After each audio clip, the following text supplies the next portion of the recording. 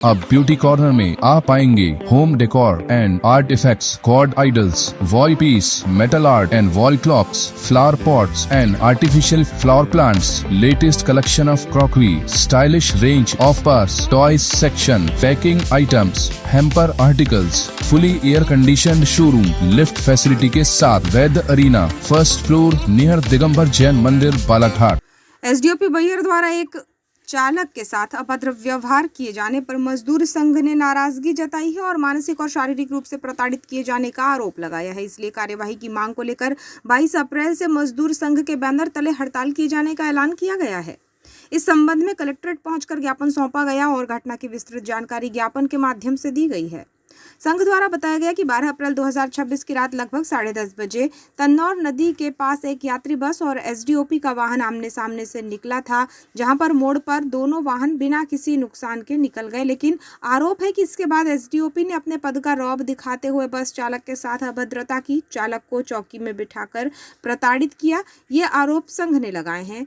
मामूली यातायात स्थिति को लेकर मोटर व्हीकल एक्ट के तहत कार्यवाही करने की बजाय व्यक्तिगत द्वेष, सालेटेकरी चौकी प्रभारी को निर्देश देकर चालक को चौकी में बिठाया गया और मानसिक और शारीरिक रूप से प्रताड़ित किया गया। धारा 151 की कार्यवाही की गई, जिस पर मजदूर संघ ने सवाल उठाए हैं और आरोप लगाया है कि बिना ठोस आधार के चालक कमलेश वाहने पर धारा 151 के तहत कार्यवाही कर उसे जेल भेज दिया गया, जो न्याय के सिद्धांतों के विपरीत है। संघ ने इसे एक गरीब दलित मजदूर के संवैधानिक अधिकारों का उल्लंघन बताया है।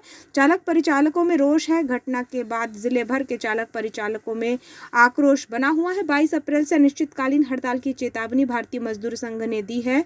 भारतीय मजदूर संघ ने स्पष्ट किया है कि यदि मामले की निष्पक्ष जांच कर दोषी अधिकारी पर सख्त कार्यवाही नहीं हुई, पीड़ित चालक को न्याय नहीं मिला, तो 22 अप्रैल 2026 से जिले भर में अनिश्चितकालीन धरना प्रदर्शन और काम बंद हड़ताल शुरू की जाएगी। ये बालाघाट जिले का जो बैहर क्षेत्र है, इसमें जो पुलिस प्रशासन की जो तानाशाही अभी अभी देखने में आ रही है, और ये पहला केस ऐसा संज्ञान में आया कि वहाँ के एसडीओपी ने एक यहाँ से नंबर पर लेके जाती परमिट शुदा बस, वो ड्राइवर विगत 5 वर्षों से उसी बस में कार्यरत है। वो जब यहाँ से बालाघाट से नाइट में 8 बजे निकला, लगभग 10:30 बजे बैहर के तन्नौर नदी के पास एसडीओपी की गाड़ी और ये बस आमने सामने क्रॉस हुई।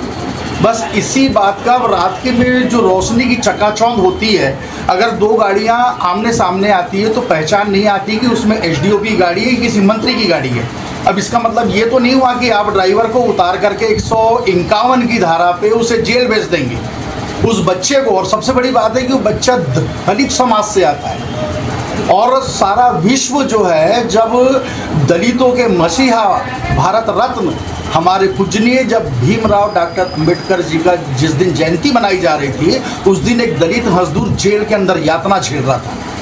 ये कैसा न्याय है? ये कैसा क्या है? अगर बाई दफे उस पर अगर आपको कानूनी कार्रवाई करनी भी थी तो मोटर व्हीकल एक्ट के अंतर्गत करनी थी। इसी बात को लेकर के आज बैठक आयोजन किया गया है और उसमें निर्णय लिया गया है और शासन प्रशासन को उसका पत्र भी दिया गया है। अगर शासन प्रशासन 7 दिन में इसका संज्ञान नहीं लेता तो 22 तारीख से पूरे बालाघाट जिले के चालक परिचालक हड़ताल पे चले जाएंगे अनिश्चित काल के लिए, कि जब तक उस अपना पीड़ित परिवार को न्याय ना